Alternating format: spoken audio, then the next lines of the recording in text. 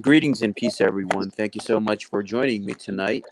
Tonight, I'm joined by my brother of the North Fatimiyya Sufi Order, Brother Stephan Beyer, who returns to talk about current events, things going on with this Mahdi character that we're dealing with, and much, much more. So, after a while, without further ado, welcome, Brother Stephan. Nur alaikum. Take it away.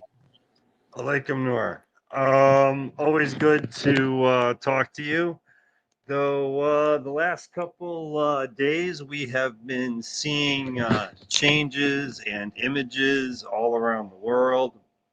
The chances for agents of chaos, psychological operations, informants, spies, and political actors to create a lot of nonsense, particularly this weekend, in and around Chicago, Washington, D.C., and Los Angeles to coincide with the military deployment. And amidst all of this chaos and rioting from here to North Ireland over various issues presented by media and others, and created deliberately by politicians, the Mahdi, or a claimant, has appeared and managed to apparently utterly master the YouTube algorithm.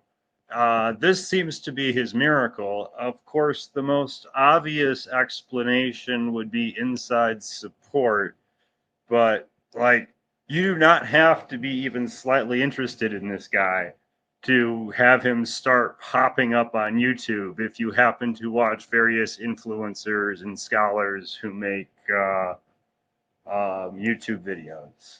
You don't have to click on a topic that's related to this to start getting it sort of force-fed to you. And some of the things that give away this guy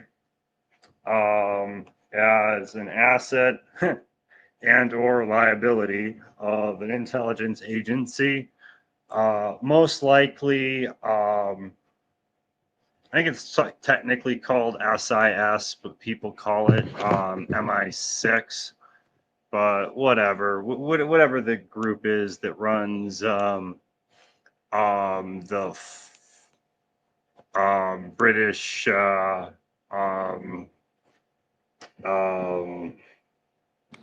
proxy wars It's type. actually the Secret Intelligence Service and also MI5 and MI6. Yeah. So basically, they're proxy war goons, whatever they're calling themselves these days. Typical name changers, and they some of the things that sort of give this away as an intelligence operation or a not very intelligent operation. So this guy apparently thinks it would just be great for business, for Western tourism, if Muslims start believing that obviously the Kaaba is in Jordan, and obviously the Palestinians in Gaza should leave. I mean, this obviously just sounds like what the Mahdi would be saying if he was showing up to restore dignity to Muslims, of course.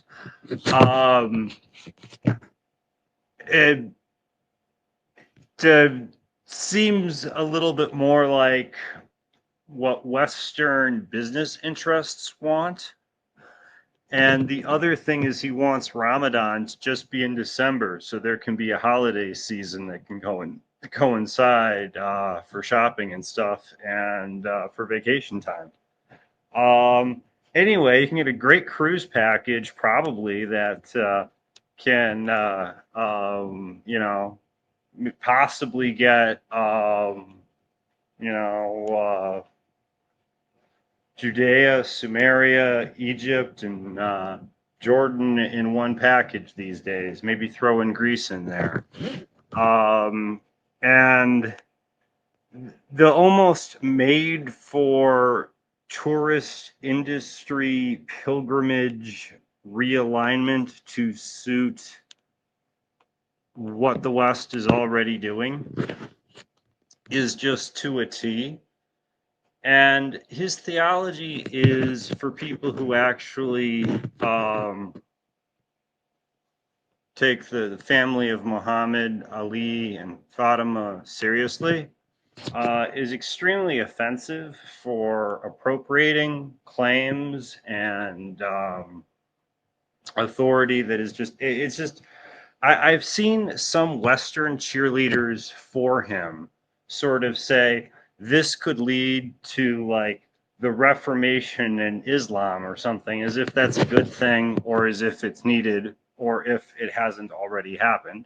I would sort of mention that like the Kaaba got destroyed, the Black Stone went to, like that Reformation literally physically already sort of some of the stuff that, depending on what they mean by reform, literally already took place. If they want like a period of a change, because there were periods of conflict with the creation of rather weak and conflicting hadiths that I think scholars can pretty much note.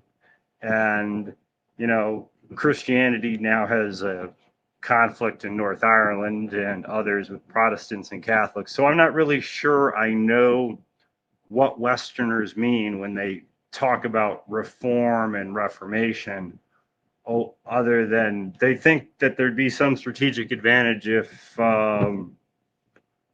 colored folk prayed a different way and, obeyed customs like regular white folk, Oh, I'm sorry. I was trying to pull it off an Indiana accent there. I don't know. But yeah, you're right. It's not something new that the Western intelligence agencies are doing. If you look at Saudi Arabia, the Wahhabis that are in power, it's all from British intelligence. So even now, to this very day, in Sandhurst University, they have the moniker known as the Sheikhs of Sandhurst, where they train a lot of these Arab leaders to be subservient to the empire or be agents shilling for the empire. So now the current situation where this guy's stationed in England and is being protected by them, Sheikh Wahid Now, has covered this in a beautiful way. one of the other things, location-wise, I think that's key for financial things is they have a headquarters in Nevada as well, which indicates that there's got to be some sort of uh, quasi deep state, or maybe even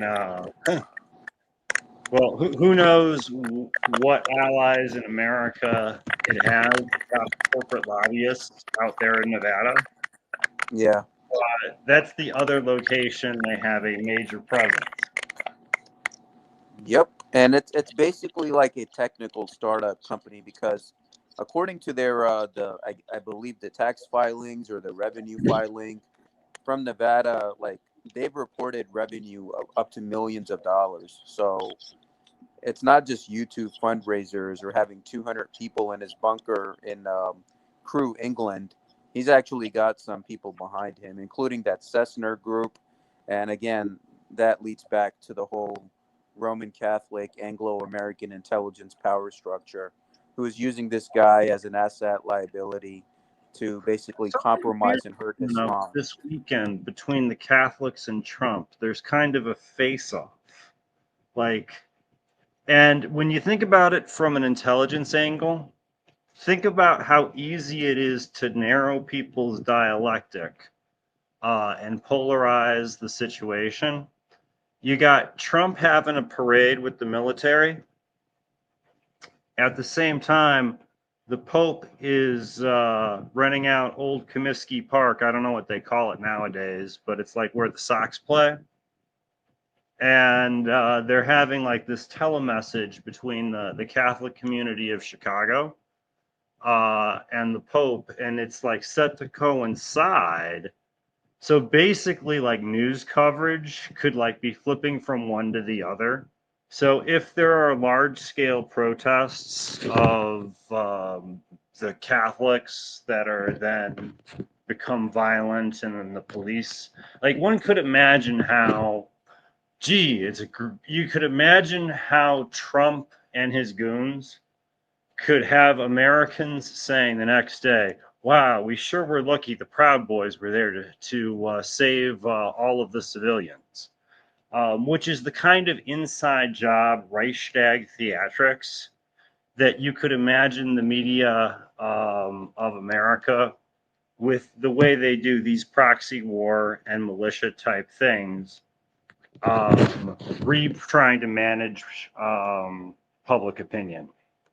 Because I can imagine them claiming a group of people, which are actually government agents, are Antifa, are like attacking Christians, Catholics, or just, families out to see the parade on Saturday.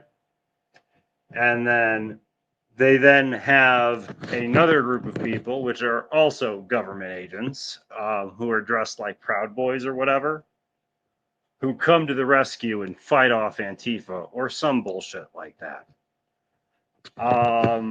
The chances of some really just ridiculous storyline polarization coming out of this event, particularly because Donald Trump's the kind of person to use Dr. Phil when he like goes in for these made for TV immigration raids.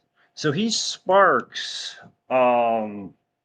political stuff on purpose. So it's very curious to me what the Catholic Church will be doing, why they're sort of having this event so perfectly line up. It's kind of being presented as though the Pope is trying to steal Trump's thunder, but in a way, by control, it's sort of like a two-party system type option we've had as a bipartisan combine before. If we think we've got two options, we can either support the Pope or we can support Trump. Well, we've already lost at that point. And I think it should be very important for people to take cell phone videos of what's going on if violence breaks out of this event, because I would love to see if there are any signs that both people claiming to be Antifa and those claiming to be Proud Boys, if they look like they're actual, or if they're government agents controlling perceptions, agents of chaos kind of thing.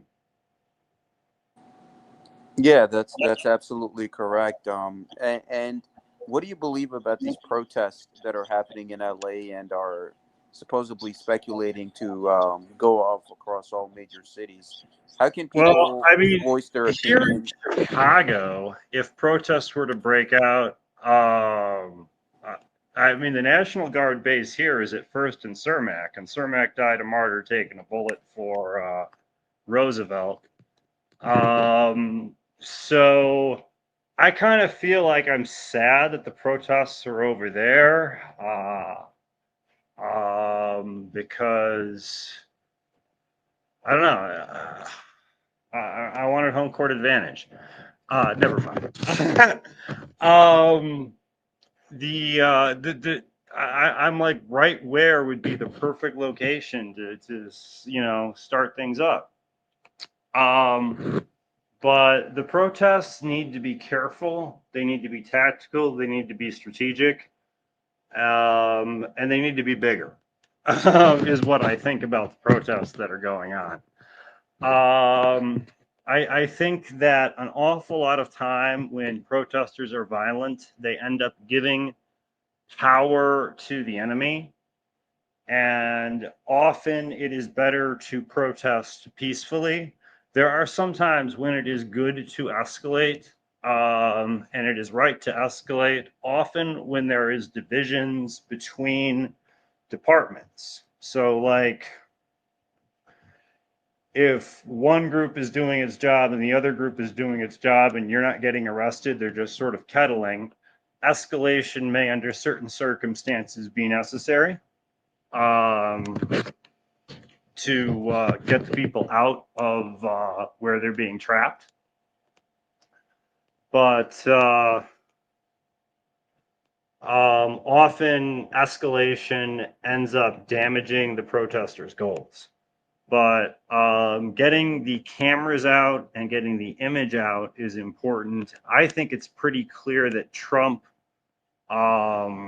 wanted to get the military deployed and is using the rather minimal violence, which may have possibly been staged, to justify more military, and we will be seeing more military called out to protests, and more agents of chaos quickly showing up to make all protests violent at a higher rate from this point on. One of the things that's theoretically possible, not particularly likely, but there are scenarios where Trump is disposable, and all of the antics up until this point are sort of set up so that there's a fight between the protesters and the military. The military refuses to fight on the protesters, and then things escalate from there, and Trump is deposed, and we're supposed to celebrate it, whoever our savior is. But at that point, whoever our savior is almost has to be involved in an inside job arranging this good cop, bad cop from the beginning. This is a pretty far-fetched speculation, but with the Pope and the Trump coinciding events, the possibility of a window where there's an inside job for a coup to sort of create a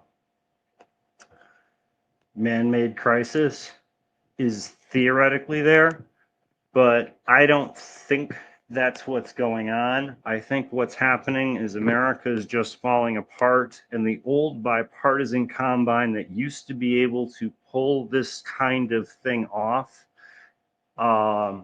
is actually less able to do so, and it's tearing itself apart. And that's why things could escalate for real, and danger and risks are actually real. Yeah, that's exactly right. I think people just need to have discernment and just be mindful of the surroundings around them. And you know that you have the legal right as a human being and under the international laws of democracy to protest and voice your opinion. But like what Brother Stephen Beyer pointed out, is that just know that the agents of chaos could be in the crowd trying to rile you up or trying to make you do something that you shouldn't, to try to discredit the movement and the people. So just be careful in that scenario, and but at the same time, make sure you're out there participating and getting involved with your communities. And from what I've seen so far, the protests are now going to spread across different major cities across America. So we will see what happens as time goes on. It's interesting here, I would say, in Chicago, because like the sheriff's vehicle depot and the army, the National Guard's depot, are built into the civilian areas. They are not meant to be defended from protesters. It's like you could walk right into the base could be taken by 24 protesters. The depot could be taken by a half dozen.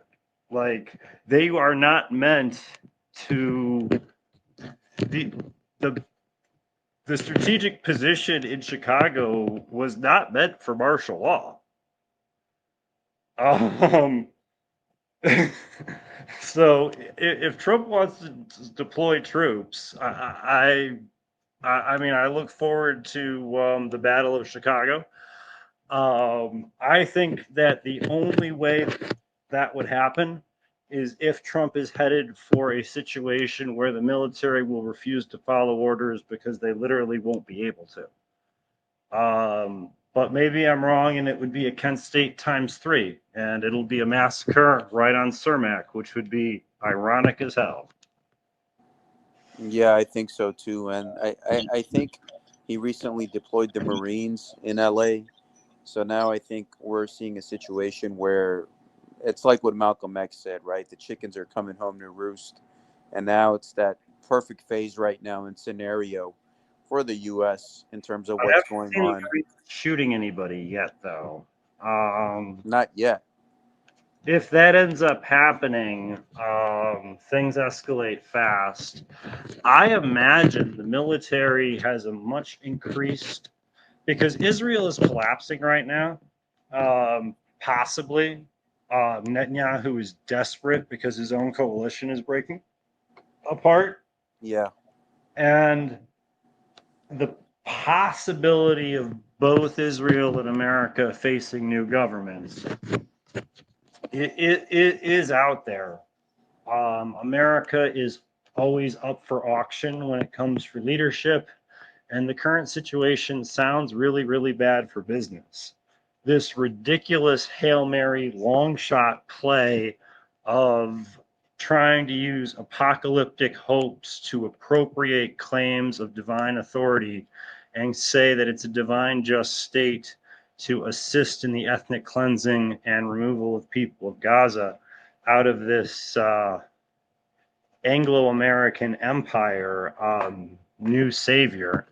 I mean, he's like the New World Order of Baha'u'llah times 10 when it comes to just outrageous appropriation of New Age garbage in a banal, dumbed down form.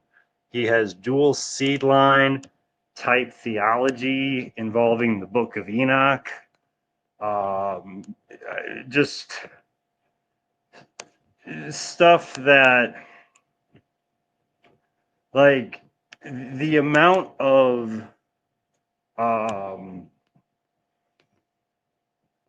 ridiculous clowning and trolling done by this and this type of people who, with psychological operations and propaganda efforts, manufacture fake news and use sting operations and controlled opposition groups to bring the war to the streets. I mean, I hate to say it because I love my hometown in so many ways, but I feel like if they come here, they lose. Like the tactical situation was not built to hold down the suburbs.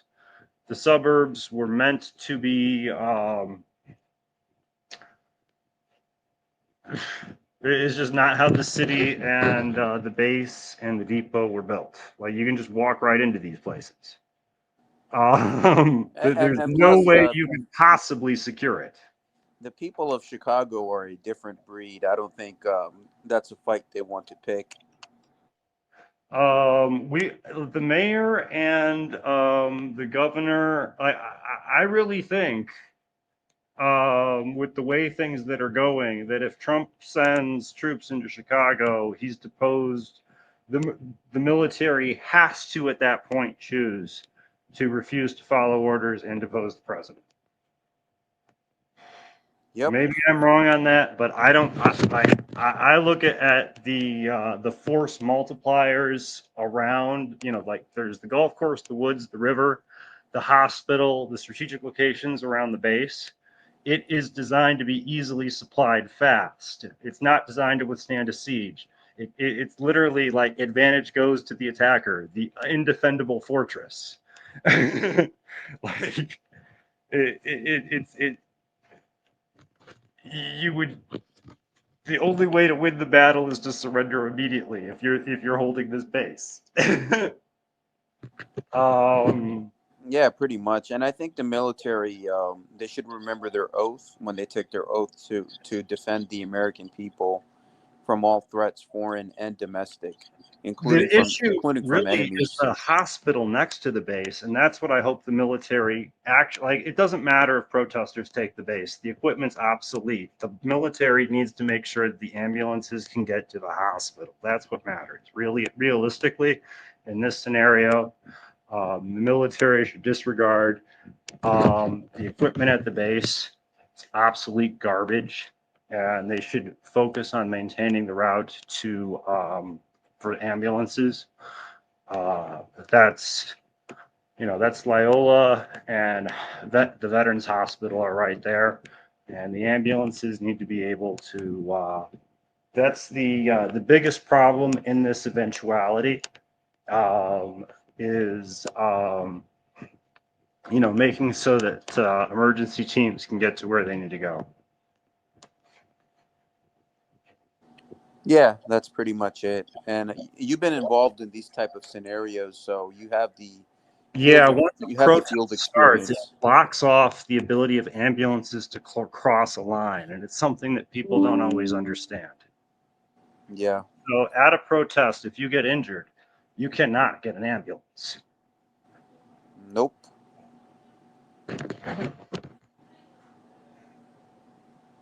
Yeah, so it's interesting to see, Brother Stephen, where all of this So I is usually going. volunteer as a medic.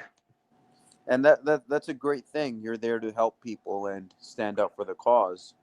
And it's just interesting to see, like, where is all of this going, where people are struggling with jobs, with money, that things are not what they used to be. Now you have this Abdullah Hashem character, the Mahdi. Then you have the civil unrest in the Americas, the deliberate targeting of the Hispanic and Latino people, even those that are legal. I've heard reports of people getting detained just for the color of their skin. Plus, you have Greta Thunberg, who was recently her boat was stopped and then she was deported back to Europe.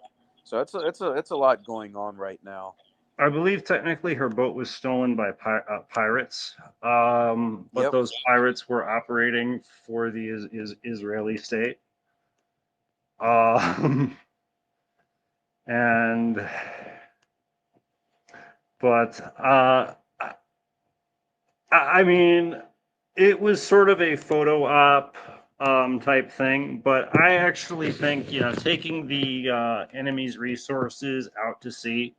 I mean, even if you're giving up the boat, was a reasonable use of. I mean, I'm sure the Israeli military thought this cost was a reasonable training cost and thought of it as a training exercise. But I still think that it was a good move for the crew to at least attempt this sort of thing. I would think that it would be good if anybody who has a boat in the area who wants to have an awesome story about being kidnapped by pirates while trying to save a desperate population. Um, you might as well try. If you get a whole bunch of boats at once, one of them might get through. It's very unlikely, but hey, you might as well try. More power to anyone who's willing to do anything to help.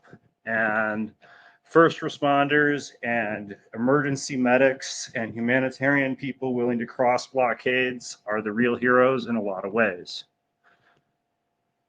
I think I agree.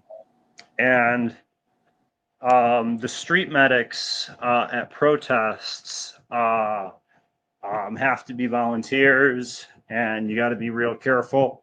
I do have to remind people that in the experience of Occupy Chicago, nurse union volunteers included informants that sabotaged the protest movement by bringing glass bottles, which they then tried to claim were bomb-making supplies. And it was possibly one of the biggest setup of informants that I think is very questionable legally that I've ever seen in court documents. And that's not saying there aren't wonderful members of the nurses union who just want to be nurses and have collective bargaining agreement. It's just, in my experience, protests tend to be infiltrated through usual groups, and those can include cults that seem like volunteers, unions that should be on your side, but the entire system is designed to be against you. And well, any number of groups are already infiltrated by police informants, so one has to be very careful all the time. I definitely was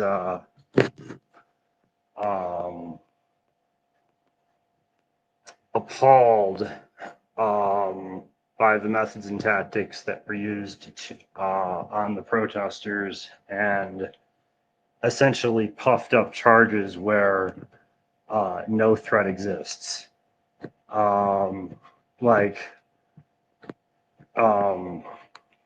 If the informants themselves are supplying the supposed bomb-making supplies, and the bomb-making supplies are just casual trash that people could buy with their food stamps at the corner store, it seems almost meaningless as claiming this was a genuine threat that wasn't manufactured.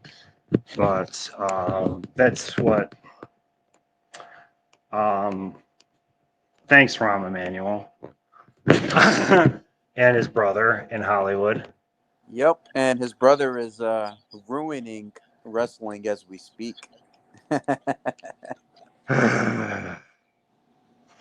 Well, propaganda and chaos, and the other thing is Netanyahu's basically on trial for getting bribes for making movies and giving a movie producer large amounts of favoritism and getting bribes back from him. Yeah. So it's like the it is very frustrating to see some of these players for Israel just sort of stay in power and continue lying and sort of depending. They despite the fact they're immensely unpopular with their own population. As I said, Netanyahu is near collapse. He's the military recruitment of the ultra-Orthodox in the draft can be the issue that kills him. It's a wedge issue. He can't win. He can't make either side correct number-wise, and he only gets more unpopular with each as it continues. And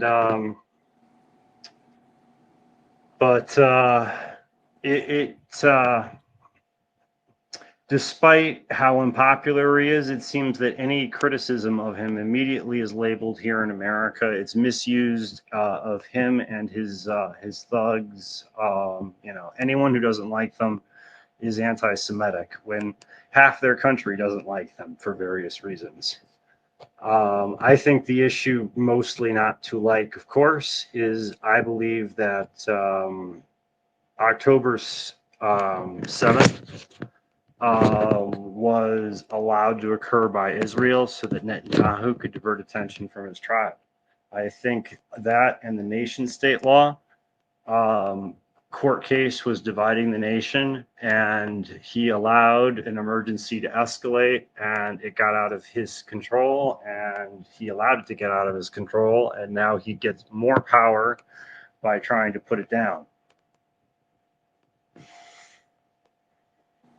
Yep, that's how it is. I mean, that's how it is with the Mossad, right? By deception, you shall do war.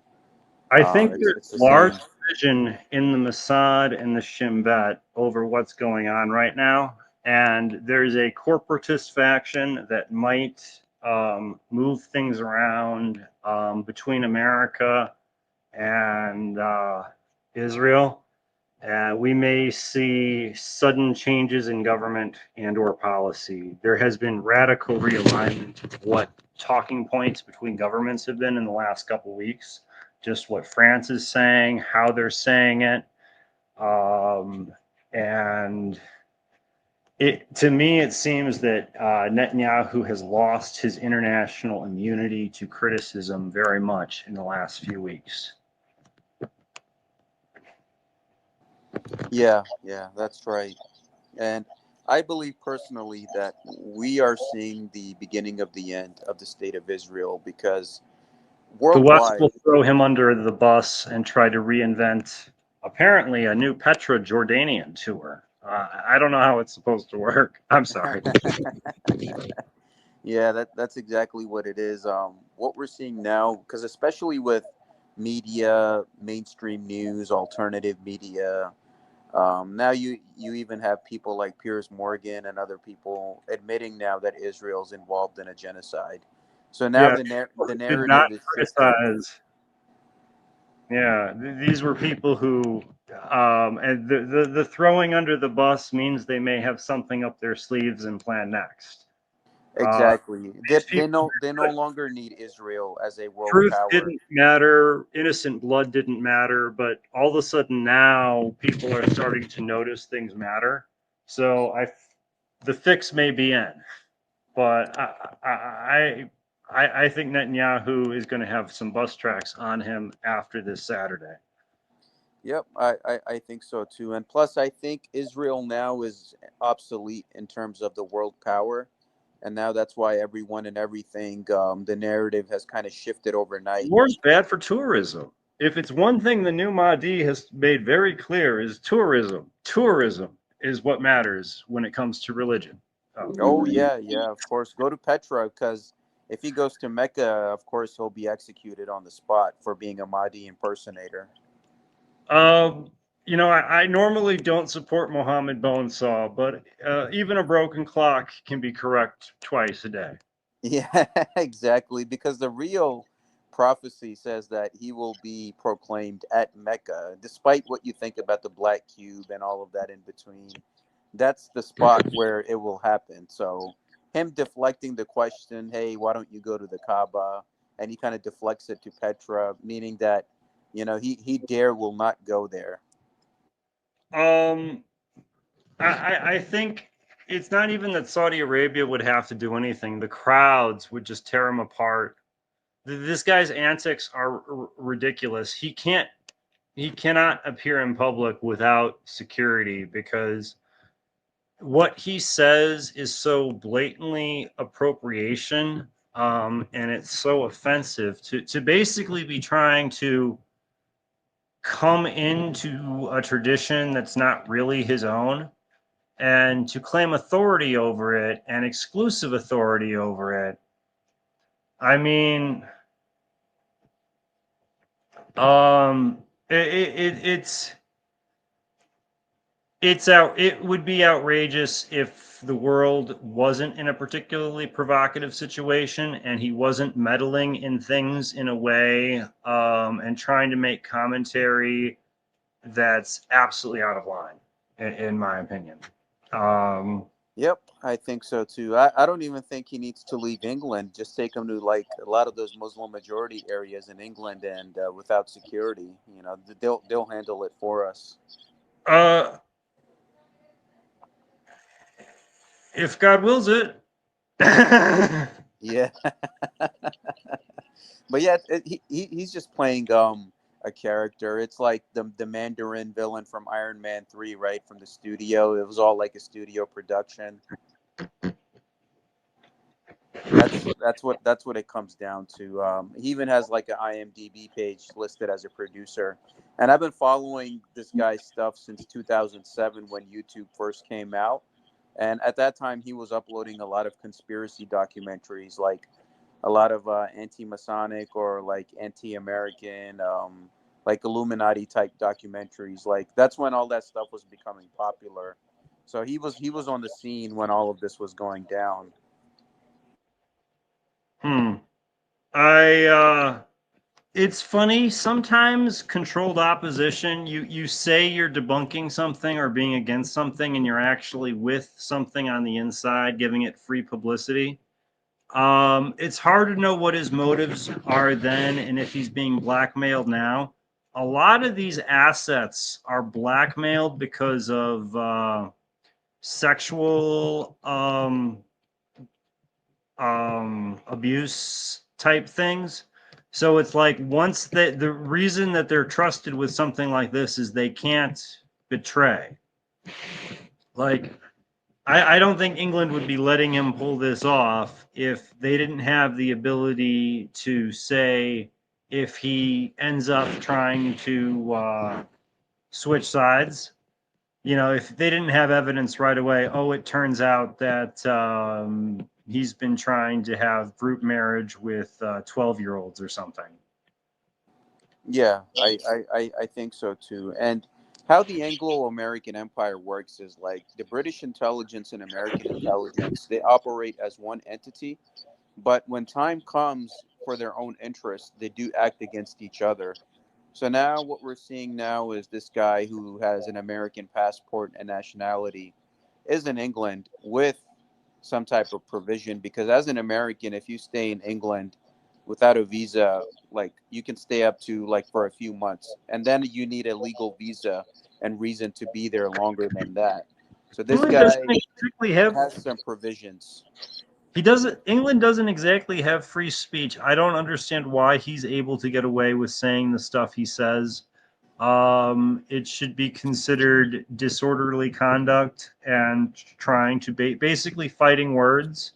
To even make the claims he's making essentially are treason. Essentially, he's claiming authority to be the King of England.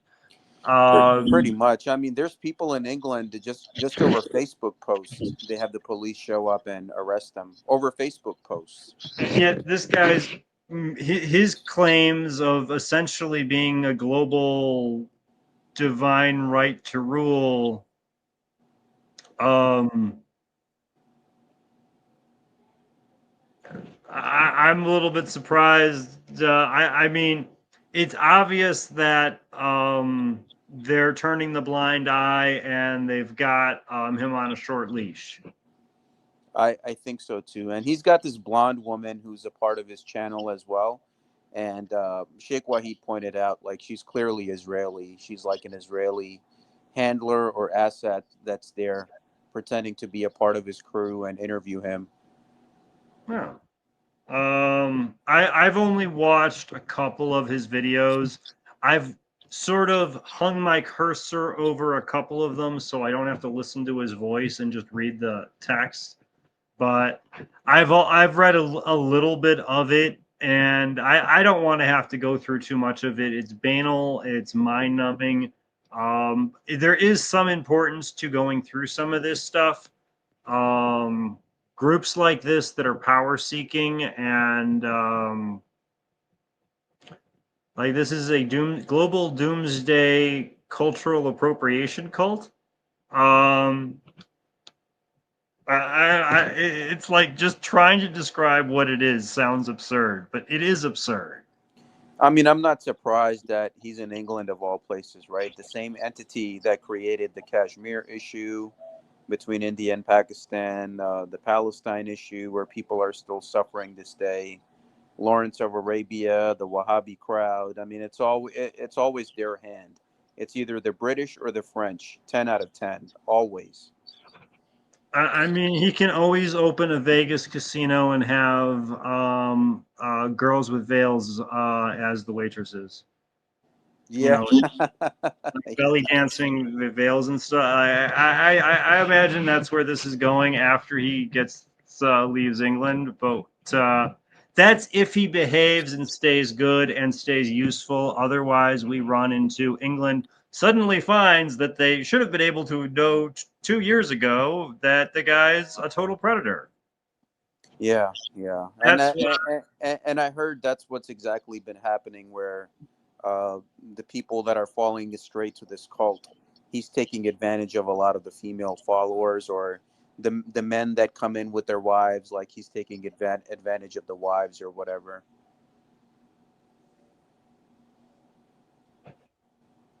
well, Like, I like mean, I what's don't like know what's what's going on in rumor and this what's place? true, but I certainly see the pattern that would suggest the guy's a total scumbag. I mean, he cannot believe his own claims. Like it requires intelligence to make them, but they are not intelligent or coherent claims. So we know that he knows that he's wrong.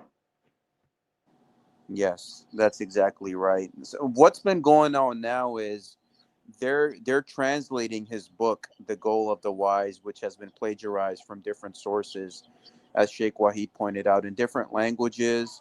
He's making his YouTube channel in different languages, targeting communities all over the world. So this is like a global operation that he's doing. I support religious freedom, but I absolutely one of the things that I absolutely would like to see the penalties become, either make it impossible to enforce defense for these people and make them essentially outlaws and exiles on the earth, or increase the penalties that basically those people who are known to be involved in using religion for spycraft in this human war pawns, where this cult is essentially trying to encourage homosexuals to protest in areas where it's not safe for them to do so. And he's essentially sacrificing these people and not helping them. So I kind of feel that the spies that are encouraging this doomsday cult and their handlers should be like personas non grata and basically deported and left. Like, they need to go back to where they came from. If some of them are actually from England, I don't know, but they need to actually study the scholarship and like understand why the claims they're making are just ridiculous and silly. Like, nobody can believe the Book of Enoch. Just read the first two paragraphs and it basically explains, hey, this is pseudographia and I'm making it up and I'm in the Greco-Roman era.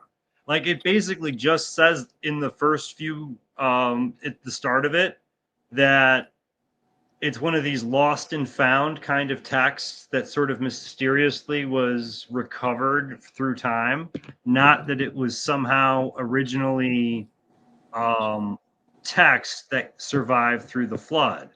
So with that, there's just no way anybody can even read it and believe it's not, you know, what it is, which is an apocalyptic literature trying to polarize what's on the side of the devil and what's on the side of righteousness, what's good and what's bad.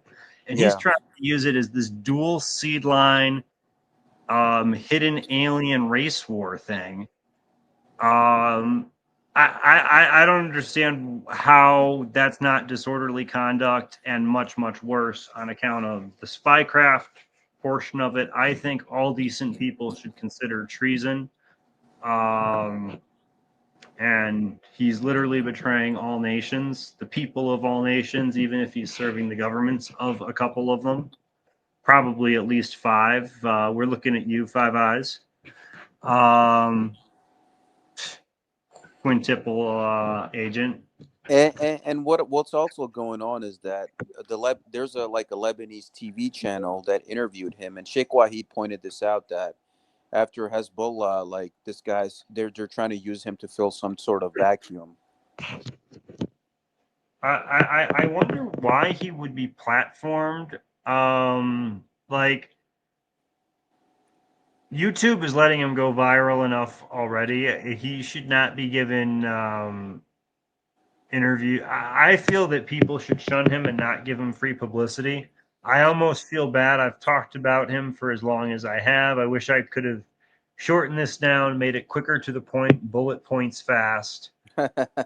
Talked about the larger political situation going on between here in Gaza and Yemen and the conflict zones and Haiti and the things that matter. And instead, I'm talking about a clown who,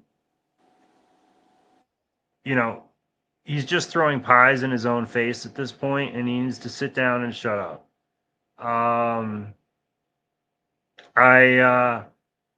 I feel sorry for him because he's probably being coerced and under duress, because he's probably being blackmailed at this point in order to get this much special treatment from the authorities. He's probably under duress at this point. So that may not be entirely his fault, but if it is his fault, he probably deserves to go through a wood chipper or have a millstone around his neck, because that's what Jesus would do, or so it is said. Yep. That's it. You know, those that are into this kind of stuff, we don't have to do nothing. He's going to be the architect of his own destruction. So we just fall back and let nature take its course. But besides that, besides addressing this guy, how do you see the future of Gaza, Israel, the United States going forward? Well, there's clearly an effort to try and get the people out of Gaza, and I think it's necessary that they not leave Israel, that they not allow a shift of responsibility where they'll never get their ability to have self-determinism and sovereignty back. As refugees, you don't necessarily have the right to work. You don't have the right to open contract and do other things. You're kept separate. So it is absolutely critical that the effort to force them to leave be resisted, and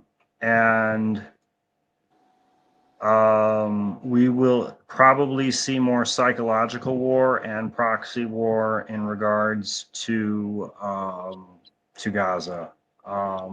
I Yeah, think the big thing is Netanyahu cannot tell the left that he's not going to draft the ultra orthodox, and he can't draft the ultra orthodox, and it's just getting that right there is making it so that there will be a resolution sooner rather than later, because the more Jews and Israelis and Druze believe that Netanyahu may have been responsible for letting October 7th happen because of the nation state law and his trial, the more they are going to throw him under the bus and pick someone new. And that may already be in the cards. We may see it by the end of the week.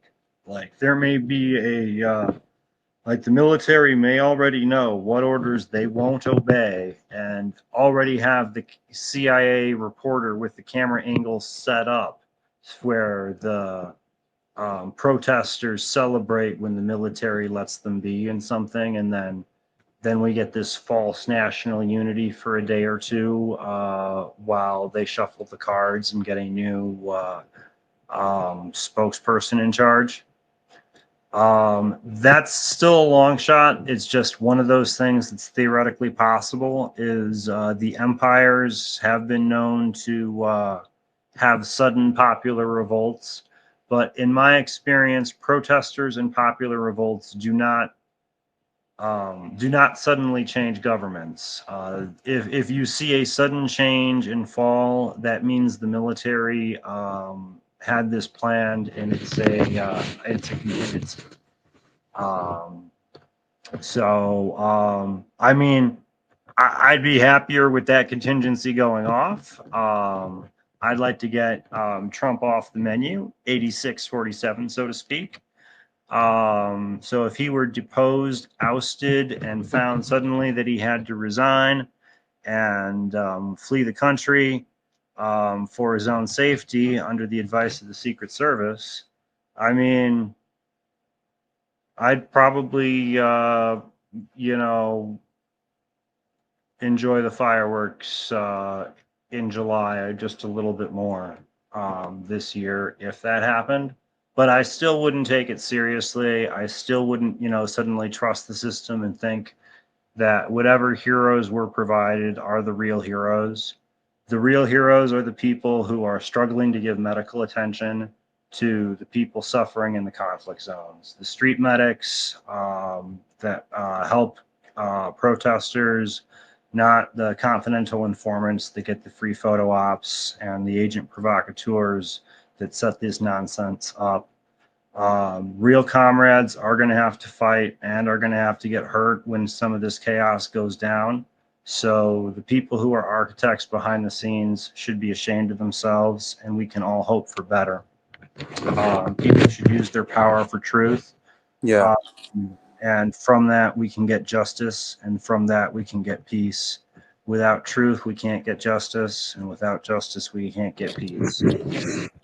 And I think it couldn't have been said any better, Brother Stephen. I have faith in the American people, whether it's the people of Chicago or LA, that they're not going to let any of this injustice continue to take place. And when the time comes, they will fight back for their fellow Americans. And that includes Hispanic and Latino Americans, who, by the way, are indigenous to the Americas, North and South Americas. The Mexicans, the Aztecs, even some Native Americans were supposedly detained just because of the way they look like. So it's not even about whether you're legal or not. It's just a unfortunate situation taking place. We have a And divine right to hospitality to the stranger, regardless of why they're here, and just civil practicality makes this a ridiculous made for the TV battle that doesn't need to happen. of course, and I think something good will come out of all of this. I trust God's plan. God has a plan for everything, and there is something going on here as well, which we will see the results in our lifetime as well. All right, I will speak to you soon, and look for me on the news. Thank you, Brother Stephen, and until next time, thank you for your wisdom. Nor alaikum. Alaikum Nor.